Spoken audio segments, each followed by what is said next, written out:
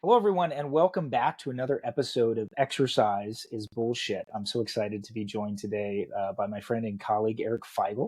Eric joins us from Ohio, Northern right? Kentucky. I'm across the Yeah. border from Cincinnati. Yeah, it's Northern fine. Kentucky, Yeah. close enough. They still have chili there, so that's all we care about. Eric runs the Fitness Candor podcast, and then obviously I've been a guest on there a few times. It's been a while. Got to get me back on. And he's just a great personal trainer. He's been in the space for a long time, and I'm super excited to just talk shop and talk the state of the industry and catch up, man. So how are you? Tell us about yourself. Give us a Logan, little thanks for background. having me on, man. It has been a very long time. We caught up a couple weeks ago, and it's a lot has transpired. Kids and weddings and new fitness adventures. So thanks for having me on. I appreciate it. It's a brief background of me. Was going into education, into college, and I was going to be a phys ed teacher. And then I realized I didn't want to make school curriculums for the rest of my life. I didn't want to do any of that. And it's great that they're out there. It just it hit me one day. I was like, I don't think I can do this. And then I went into um, it was like exercise adjacent, and we'll skip all of it. It's a boring story. I ended up going into athletic training. Excuse me.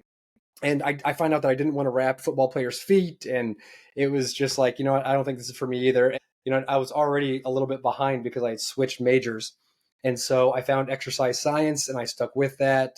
Went through grad school in exercise science, and then I really had no idea what I was going to do. And I had an internship at a YMCA working for the athletic department, and I saw someone coaching young athletes, and I'm like, that looks awesome. That was actually right before grad school. So like the summer of 2000. And then I finished grad school, started coaching, and I went into a space where I actually started personal training, and then I got out of it and went into the corporate wellness side of thing, which is still, again, adjacent to coaching.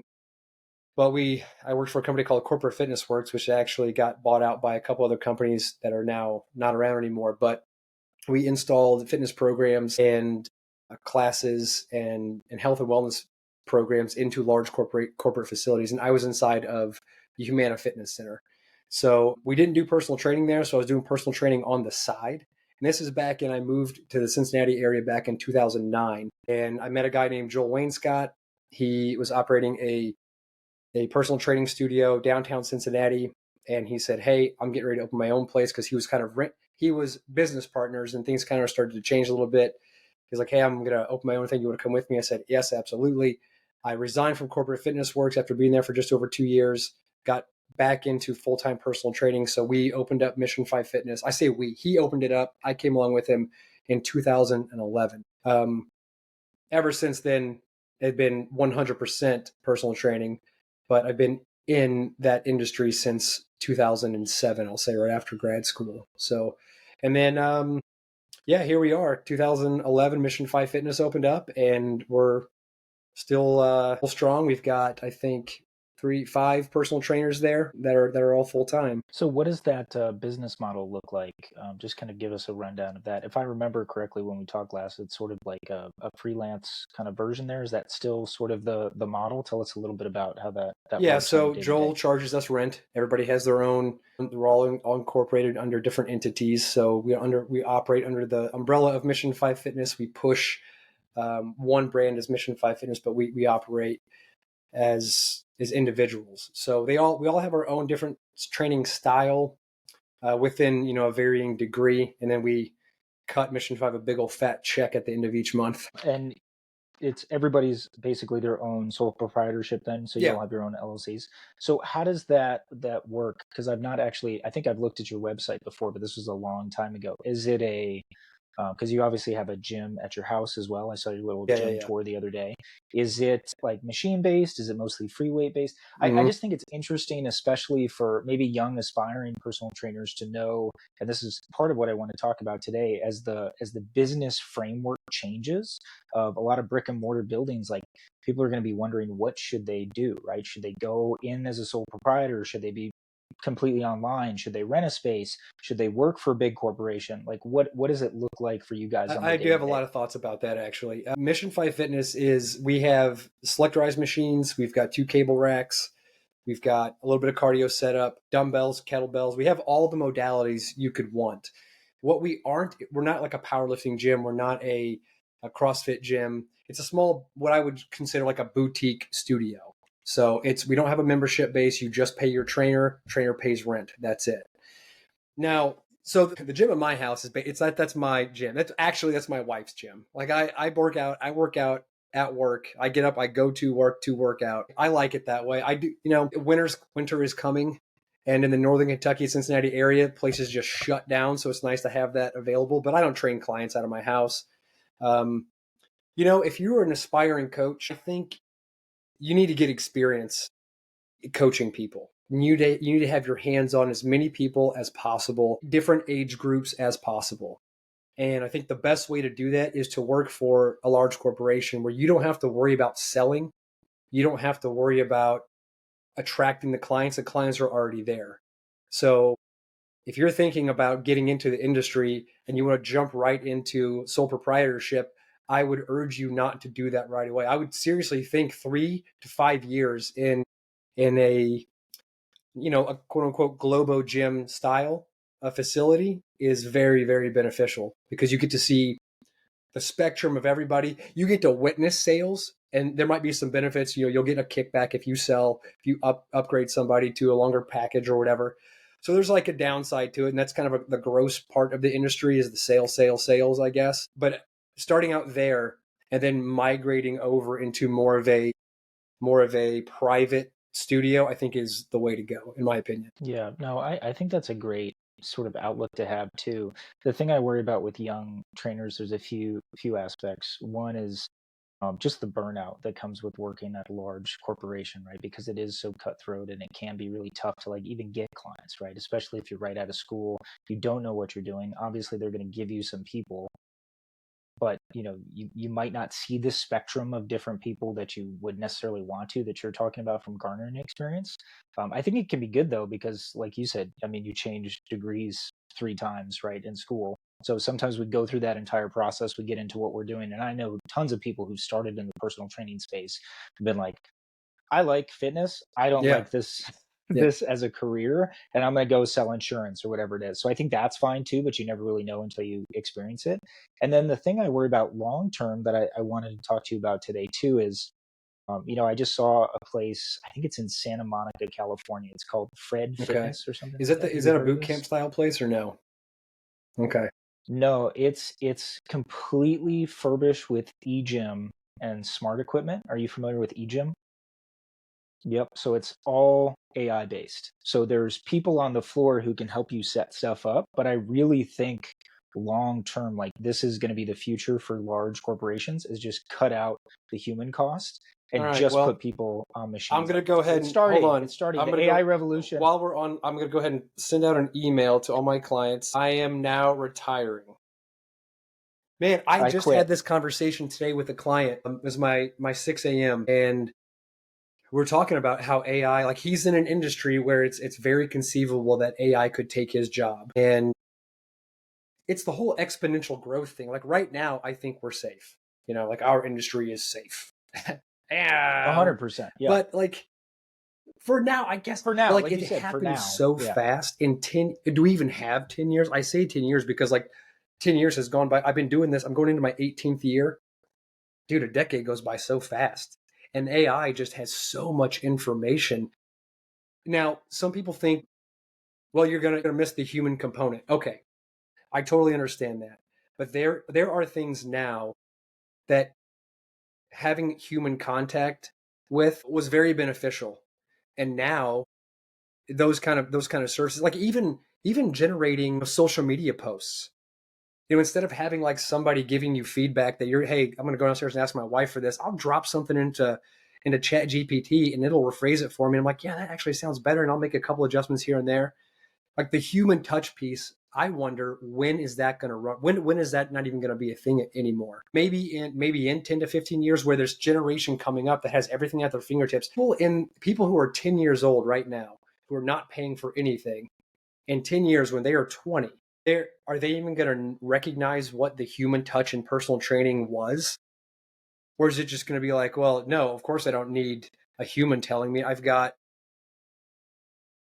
had robot coaches since I Exactly. was Like, is it in going to go to high their school. it's for real. I mean, I don't know when it starts, and I don't know. And I talked to you about getting into this online training space, online coaching, where there is human interaction still. So yes, it's programming. Logan, if you were my client, I would send you get the workout emailed to you, developed by me. Okay, we've been working together. I know your limitations, and I know your strengths. I've seen your form. I know how to coach you. There's all of this like minutia, and then you get feedback from me. You finish the workout, you upload a couple of videos that I want to see, and I can say, "Hey, Logan, here's what I want you to adjust this next workout." I give you a preview of the next workout, and then you're off to the races. Is that something? Have you ever developed a program with ChatGPT? I've tried some like classic hit stuff, and it's interesting. I'm sure it'll get better. It. It's not very good because it just pulls from the internet. So it's essentially pulling like old pre-made workouts that are available online, and it doesn't have the nuance that you would want for somebody like with Mm-hmm. specific requests, like specific areas that they're trying. And I'm sure that's gonna, like you said, it's gonna Crazy, improve exponentially. I think other industries, like if I was in law school right dude. now, I Forget would be about it, man. terrified, Yeah, right? Like, yeah, because I would honestly, I would much rather go to a robot to tell me what to do and how to write a letter than I would to deal with a lawyer for $1,000 an hour, right? So I think those industries should be like shaking in their boots. I do think that there's going to be, like, for me, the way I look at it is there's such a small saturation in our industry of the population at large anyways, right? You think the numbers really haven't changed since like the 80s. It's something like 5 to 15% of Americans actually have and use a gym membership, and then some subset of that are using mm-hmm. personal training, right? So it's not a huge amount of people anyways. So if we can get people that are buying smart gyms, or they're going to this Fred fitness place and they're actually exercising, I think that's actually a Totally, huge advantage totally. for the country as a whole to like get people healthier. But then I think hopefully those people will say like, well, I like my robot workout, right? But it's been the same. They're not changing anything. Maybe I should see what it's like to work with for a person. So I can kind of see I know, man. both ends of that, of how it could actually be good for like humanity at large. And I think there'll always be like a premium service option for human interaction, or at least I hope. I could be completely naive and we just all I get honestly replaced. But really do think I think this thing is going to take every industry by storm, and I really do think that there's going to be. I mean, look, man, I don't want it to. I like what I do. yeah, I like interaction with people. You know, I prefer when I go to a checkout, I prefer to go to the checkout with somebody there, and that's not same. a small, super Yeah, small same. version of AI, I guess. But the my Yeah, point was, you can drop something into Chat GPT or choose your Perplexity or whatever. You can say, give me a very general fitness routine. I want to get strong. I have 3 days a week, 60 minutes, and here's my equipment, and it will spit something out. Okay, like yeah, pretty good. And then you go back in and yeah, you can yeah, say, okay, for a seated chest press, I did this for this many reps, and you could give them all of your details, and then upload like I have a right shoulder in pain on this movement or whatever, and it will give you like yeah, very loose right now, broad details of how to adjust it. And it's just a matter. It's a matter. The more data it gets, the more people that put it in and start using it, it's just going to get better and better and better. And I don't know if it's something like yeah. you walk into a fitness facility and they have the big cameras, and you do a squat. I know there are things out there like this now, and they say, okay, that's what your squat looks like. Okay, you're deviating from it.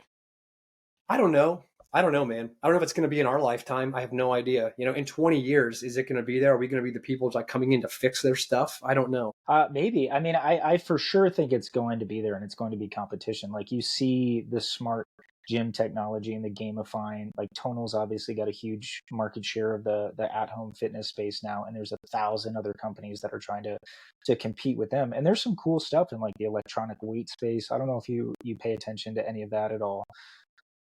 But I guess I just think again, and maybe this is me being totally naive, like there's positives to getting, like lowering the bar of entry. And I think the dirty little secret as trainers that we probably both know is fitness isn't really that complicated. So it makes sense that if you could, like, if you didn't know what to do and you just went to ChatGPT and asked for that program, it's Right. probably You're right. okay to get started. Like, it's the stuff that you see like athletes doing that you're like, oh my God, a computer could never replicate that. And it's like, I wouldn't want it to. And they don't need, they don't So even, fucking dumb and they don't anyways. even need half the stuff that you see athletes do. That's a whole other rabbit hole we can go down Exactly. to. And I'm sure it's been talked about at length. But Yeah. yeah, for general population, the most of the people that actually need exercise and strength and conditioning, it's just we've been sold this idea that we need more complex things. We need to shock our body and all this stuff. And it's just, you know, the constant variety is crap. You don't need constant variety. What most people need is consistency. So if AI can give somebody consistency, then great. We'll be the horseshoe people who have to change into putting rubber on the Model T. Whatever that Yeah. looks like, we'll just have to be like, okay, now I'm part of this now. Yeah. Well, I mean, I look at, there's something to analog, right? Like, I don't know if you pay attention to the music industry at all, but there's been like a huge Mm-hmm. resurgence of Yeah. like vinyl, right? Like there's something to the old things. And it seems weird to say that because we're in this transitional phase and it doesn't seem like we're phased out yet. But 1,000%, I think 20 years from now, we're going to be like, unless you're, wealthy or the to do, it's like, oh yeah, like nobody goes to a personal trainer anymore. Like you just go to the gym and it tells you what Yeah. to do. But I don't know because I don't know. Well, I okay. want to I want to dive down this Okay. rabbit hole a little further. One of the things I like to Mm-hmm. do on this show before we get Mm-hmm. too far down this, Right. because I do want to return to it, is what is something, I love to, the whole premise of the show, right? Exercise is bullshit, is to really take the scientific approach and realize that so much in the fitness industry is just nonsense, and we're so susceptible to it as human beings. And even as, air quotes experts, right? You've been doing this for 18 years. I've been in it close to 10 now. And I still have found myself falling for different fads, for different trends over the course of my career. So what is something that you've changed your mind on and taken like a complete 180 in the last, say, three to Oh wow, five that's really years? interesting. And then we'll Okay, no, return no, to that's good. AI. That's good. When the lockdown happened, I'm not sure how long you guys were closed down. We were closed down for about 8 weeks. And during that time, I was training in my basement and I had a barbell. I had a couple of adjustable dumbbells and a bench. And every morning at 5 a.m., I would get up, I would work out and, start my day for those 8 weeks. And I got into the starting strength method and barbell logic. And I never really trained with barbells exclusively for a long period of time until then. And I fell in love with it. And I even made this big announcement on my podcast when the gym reopened. I was like, hey, I'm going to be doing barbell specific podcasts now. And I'm going to, and I introduced almost all of my clients when I got back into the gym to strictly barbell coaching, like the four big lifts, which are the squat, overhead press, bench press, and deadlift. And I still have people running just those four lifts now, almost going into 5 years later. Something that I think I've learned is that it's easy to get pigeonholed, you know? I mean, if you like really go down, and I think everybody does it in every category of fitness, specificity can be kind of a killer sometimes. Because thankfully, I haven't lost any clients because of how I train. But some of them have opened up and been like, hey, how come we don't have any more variety? I want a little bit more variety. And I know variety can be a killer. And it's not like I throw the whole book at them like, okay, cool, we'll mix in a couple machines, a couple of dumbbells. And then all of a sudden they come back after a few months of kind of mixing things up, but still holding true to their primary barbell lifts. And they say, you know what? I kind of liked our 2 exercise, 2 day a week split that we were doing. Let's just go back to that. I think it's just I'm just trying to be as open as possible with how I address people's needs. I was all in on HIIT for a very long time. It's kind of like all I did for a very long time, and then pushed myself into barbell training. I know that you could do that HIIT style also, but I did it with like a barbell logic philosophy and starting strength philosophy, and I still use those kind of philosophies, but I'm a little bit more relaxed with it now. So yeah, if I ever have a new person come in to start with me one-on-one, I'll introduce them one workout to the bench press. The next work they come in, it will be an overhead press. But it's not so strict like this is the only thing that we're going to be doing because this is the only thing that's going to work. So what is, I've Mm-hmm. heard of barbell logic. I'm not super familiar with their programming. Is it like a traditional, like a 5x5 kind of It's thing, or linear what is the, I guess, the linear set progression. Start patterns? out 3x5, and then as things start to adapt, and you adjust volume, intensity, which also adjusts the sets and reps. I mean, it's very individualized. I mean, I've got people that start on the bench press with a 15-pound bar, and then some people start out with 35 pound or 135 pounds, and then you just add weight every time until something has to change. So it might be like a three sets of 5 on bench press until that runs out, and then you drop to 5 sets of 3 until that runs out, and then you can get into more detailed programming. I honestly, I'll run the 3x5s now for until it starts to run out on people. But in my setting, I don't train everybody for an hour. I train people for a half an hour. So, the whole workout's not going to be on bench press. Like I'll do supersets. We'll get warmed up for bench press, get warmed up for pull down. Bench press and deadlift usually go together when I program that way. And so I hit like maybe 3, maybe 5 exercises in a 30-minute workout. And then that's the workout. If you're an hour client, then it's a little bit more like we could push the rest periods out, but I don't cram in a bunch of extra work when you don't need to. But I still like their philosophy. I like the principles, and I actually took one of their courses when we just opened up back in 2020, and so I've been following them quite a bit. And I still do high intensity with some people, and then there's other people that I don't do as much high intensity. So a lot of variety. Yeah, I think that's super interesting. Yeah, because I've kind of taken a not a similar trajectory, but I've certainly gotten away from, like, I still practice HIT principles and philosophy. I'm not nearly as Yes, dogmatic anymore. exactly.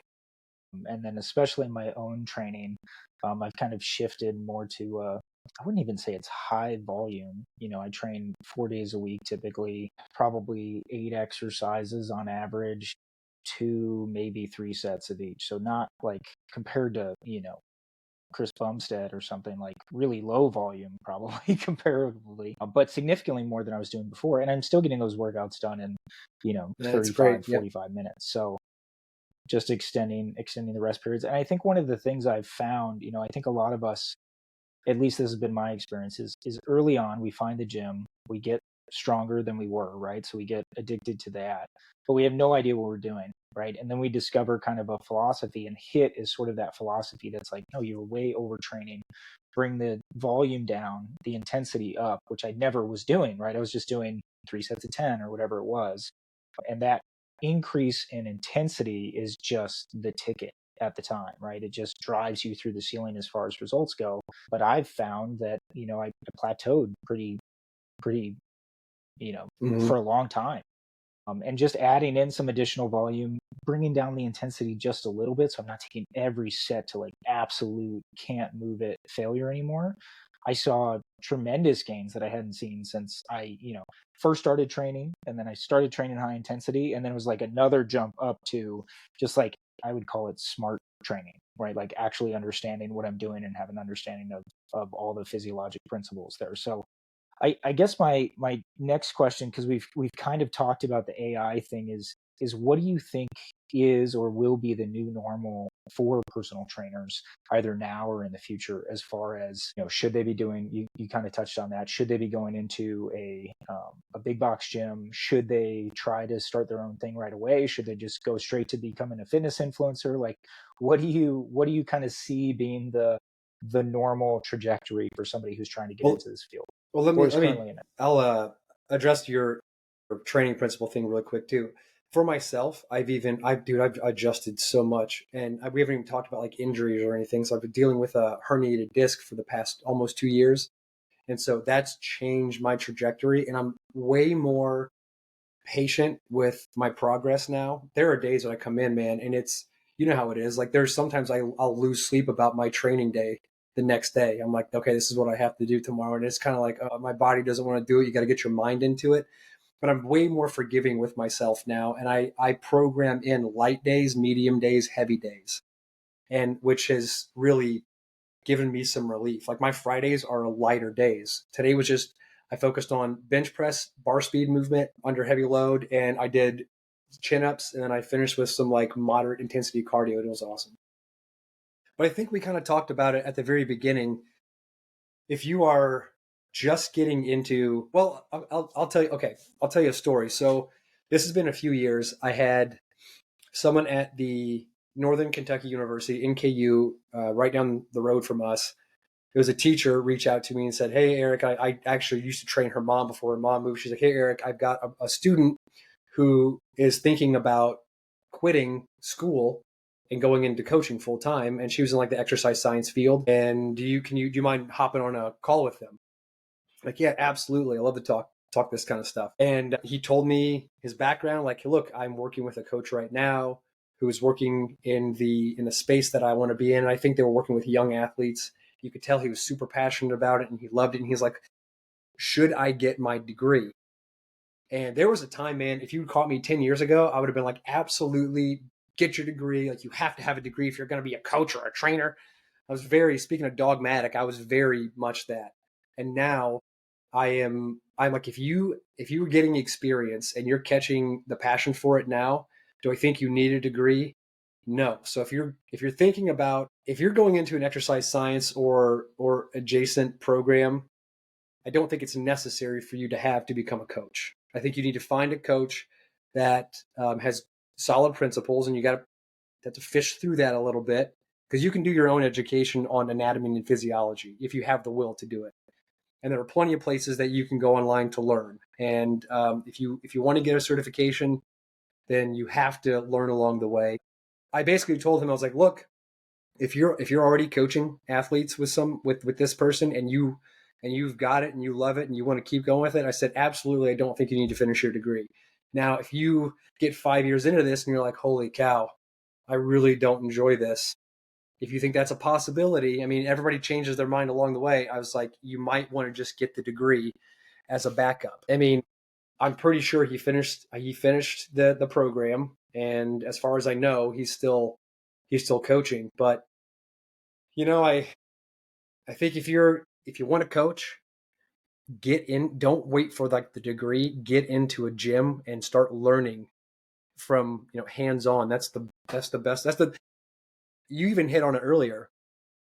The barrier to entry is low, and I think it should stay that way, because the people who are going to stick around, who are worth a grain of salt, they'll make progress, and they'll make it past that 3 year mark that most people fail on, and the rest of them won't. So just get into it.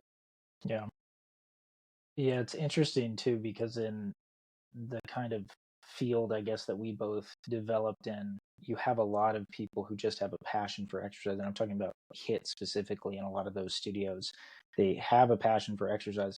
I would say a majority of the people who have opened, operated HIIT studios that I've met, they either don't have a degree or they have a degree in something that it might as well not be a degree as far as like Yeah, exercise is concerned, right? They have a business degree or something like that. So if anything, like if you were passionate about exercise, I would say like go to business school, like learn how to market yourself, like do those other things, because you can always, like you said, there's so much information available online. For me, I was in a weird space where it was like the place I was at, you have to be credentialed. For my specific career goals, I wanted to have additional credentials, but I agree 1,000%. Like if you can tell very quickly after you've been in this industry for a while if somebody knows what they're talking about or not. Now, whether or not you agree with their principles and philosophy, I think is up for debate. But like you can tell pretty easy if somebody knows to some extent what they're trying to explain and get across to people, and they're not just talking out of their ass like the Liver King the entire time. yeah, Completely natural, right? So yeah, uh if you want to grow a business, and I think that's where I sort of see this going, is the entrepreneurial spirit of coaches and trainers to really like break in, and this was going to be my next question for you. I had Andrew Coates Yep, I on. sure Are you am. familiar Yeah, with yeah. Andrew? Yep. So he's a great guy, so just the best, and really gracious with his time. And we talked a lot about building a brand for yourself. So like just making yourself your brand. And I think that's going to be so important, regardless of what happens with AI, for coaches to just have them be the face of their company, whatever that is. Even if you're working for a big box gym, like develop your social media presence, develop your entrepreneurial spirit, and like read books, read how to grow your brand, Yeah. which is you, right? And then obviously take care of yourself, do all those other things. How do you think about building a brand for Oh yourself in your man, own business? that's a great question. And if I'm being completely honest, I don't know if I've even thought about it that much. I think, so I'm working with a business coach now, an online business coach, because I'm trying dabbling with like the online coaching space for a while, over 6 years. But I'm to the point now where I'm not taking on any more in person. I'd still like to have, I would still like to grow my income, have more flexibility with my time. And so and I share this sentiment. He is of the thought that whatever your personal beliefs are, religion, politics, like all of it, nutrition and fitness, all of that should be part of your personal brand. Because those are probably going to be the people that you attract back, which might be better for you to work with. I agree with that. I don't know. I'm not fully, I don't put out my political statements. I don't put out my religious statements as often, maybe a little bit more. Things like that, like more personal. I honestly think all of that should be a part of your personal brand. Like when somebody comes to meet you, if you are your brand, there needs to be a level of depth that they can have a conversation with you and you can talk about your family and you can build the relationship. I think that's more important. Can you build a relationship with somebody? That's your brand. It's not. It's not. Uh, I'm Eric Feigl, barbell coach.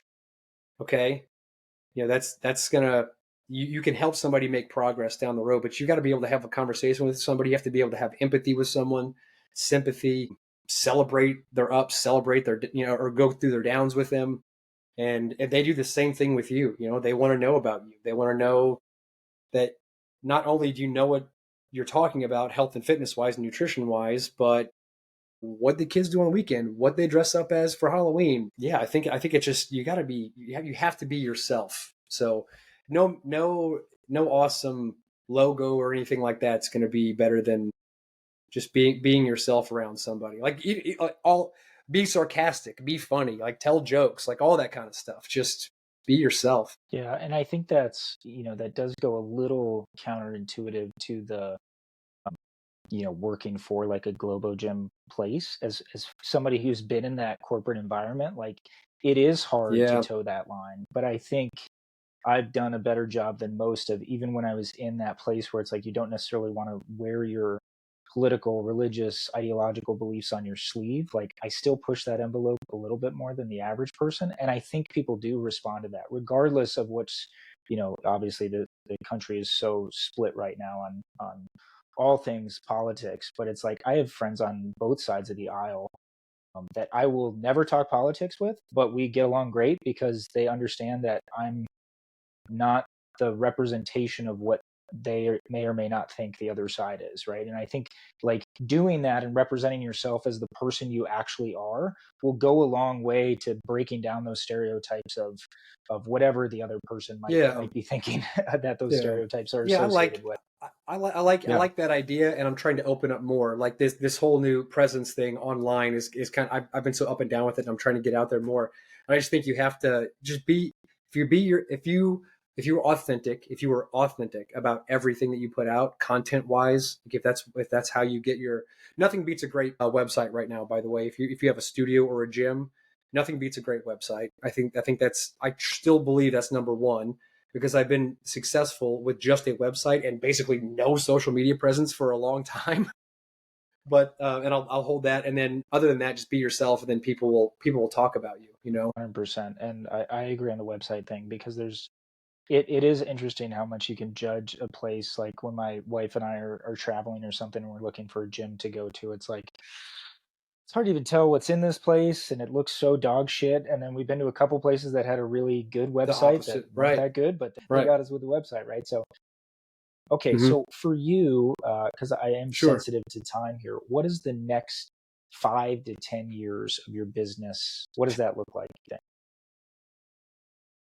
How are you going to adapt, Logan, I Eric? don't. Adapt or die? I know this sounds. I don't have a business plan. Like I don't. I've never had a business plan. I don't have like this. I don't have a roadmap to. I. This kind of goes back to our comments. I'm going to continue to put out. I'm going to continue to do the best that I can do for my family, my friends, my clients, and I'm going to get up every day. I'm going to show up to the gym on time. I'm going to work hard. I'm going to be respectful. I'm going to make sure my clients have a safe and effective workout. And I I'm so we'll say that. Like I don't know what 5 to 10 years looks like from now. I'm really honestly not sure. What I would like to see though is this online presence that I'm trying to grow. I want to be able to coach more people online. I want to be able to, if you are a stay at home parent, if you are a working business professional, if you're someone who's retired and you know the benefits of physical activity, of exercise, of strength training, of smart conditioning, but you don't know what to do, I want to help you. That's what the future looks like. Is that going to happen in a year? Is that going to happen in 5 years? Am I going to be completely remote online in 10 years? I really don't. I don't know, but I know that I'm going to be doing the same thing. I'm going to have the same strong work ethic, and I'm going to continue to show up every day and try to do my best. But I'm not going to put any of that on paper. Maybe that's wrong. Maybe that's wrong. And Maybe somebody out there is like, you idiot, write it down. Like, be specific. Have a roadmap. Like I just am not. I have never operated that way, and for my business at least, and I just keep going. Yeah, but I think you can't, like, there's this misconception that you have to have the perfect business plan and the perfect execution, the perfect all these things. And the reality is if you're waking up and doing the work every day, you're going to be much better prepared than somebody who's not willing to do the work but has the perfect, Yeah, business plan. So I think there's certainly some value to that. And obviously, you don't know how things are going to adapt in the industry and how you're going to change. So again, we're in such a weird space right now where who even knows what the hell it's going to look right. like Who in knows? 5 years in our space. So any planning you're doing is probably Well, worthless right now anyways. to finish up, I guess a But thought. If we're going to go to something different, but if you look at Barbell Logic's programming, their entire industry is online. They are 100% online. That's all they do is online coaching. And I think they are probably the best at online coaching. There are other online coaches out there, but as an organization, they're doing something completely different than anybody else is. My business coach, Anthony, who's crushing it. I think he has 100 or 105 online clients, and he's growing his coach system below him. Um, one of those organizations might have this traditional set in stone. Here's the projections that we expect to see, and then Anthony is like, I'm just going to do the thing. I'm just going to keep going. So I think it's great to have something set in stone and then just be adaptable along the way, change it. There's nothing wrong with having a roadmap. I mean, you have one for working out. I followed a program this morning that I wrote for myself, but just be adaptable. yeah, yeah, that's funny too, because actually for the longest time, probably 7 years, I never used a workout routine. Just I go. would always just go and do what I I think felt that's like that totally day. fine And too. now as part of that transition, yeah, 100%. But as part of that transition that I made, I've become more interested in seeing what that progress looks like. So the only way to obviously continually do that is to track and to see that. This is going to be a tough one to answer in the next few minutes that we have here, but I do want to get your thoughts on. Yeah, obviously we've talked about AI, huge potential, you know, monumental shift in our industry that's coming up. I think the other one that's really generated a lot of buzz recently is GLP-1s, right? So weight loss medication and how that's affecting our industry. Just personally, I have a pretty positive outlook about this one too. Now I'm worried long term about Yeah, we negative just don't know. consequences of what, people who are just taking these willy-nilly. But I think I've seen a lot of people who, I was talking to my wife about this the other day.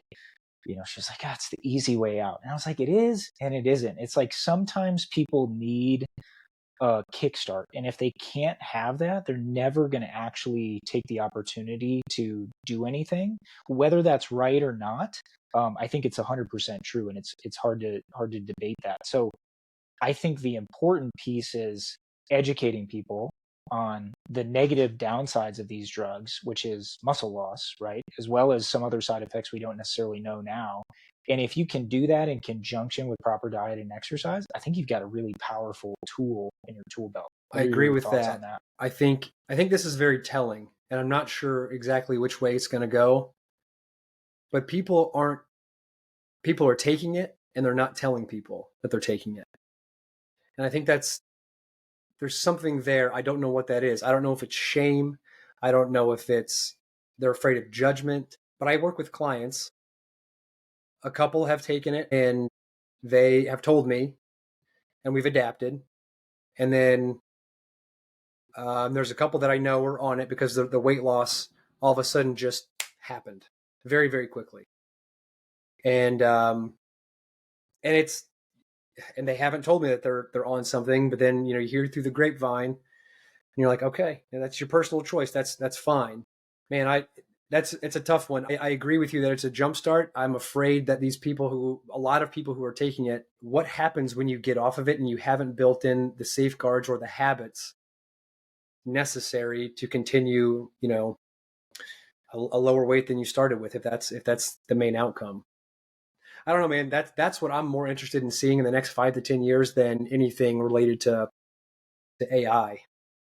Is what happens when everybody kind of says, "Oh, I think I've lost as much weight as I want to, and I think I'm ready to go off of this thing." What happens then? Is it just a rebound effect, or are you on this thing forever? And I don't know, man. That's a tough one. It's Yeah, hard. yeah, no, 100%. I agree, and I think it's going to be that's going to be one of the main talking points in the health and fitness industry over the next decade is like, what are the long-term side effects of these things?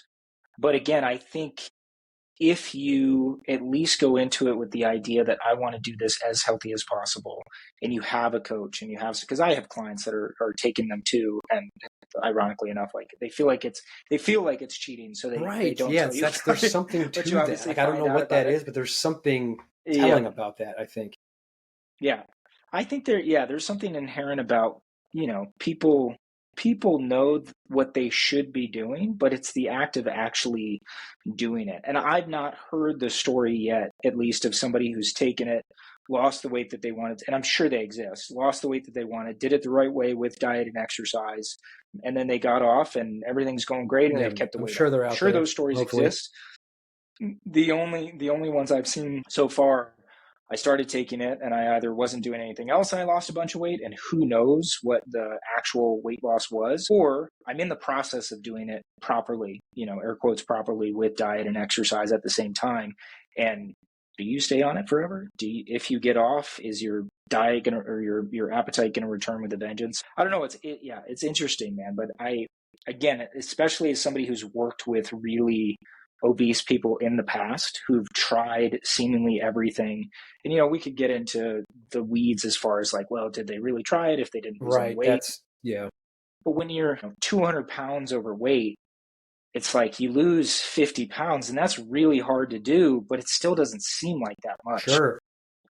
Unless you've got that mindset where you can be extremely dedicated for an extremely long period of time. Again, just for the overall health, I don't know. It's a tough I'll one. say this. I'm not anti and I'm not 100% pro. I'm interested to see what happens. So I don't think that every average day soccer mom who who thinks she has, Yes, that drives me that's not wild. I necessary. just want to Yeah, lose. you already look in the 90th percentile of your age group, right? So stop. Let's take a breather here. There are some habits we can build in versus the person who is 400 pounds, who's 5'10", who has a legitimate addiction to food. They get dopamine hits when they're eating food.